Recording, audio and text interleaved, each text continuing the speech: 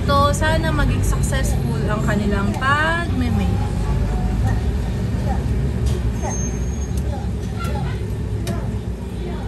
Ganyan sila.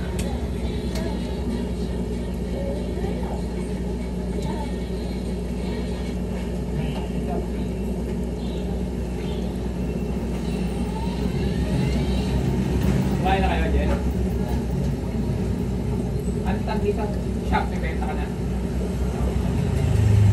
Kaya nga yung mga bakit? Nasabi isang daan. Isang daan na benta? Isang daan ay. Pero nabili rin?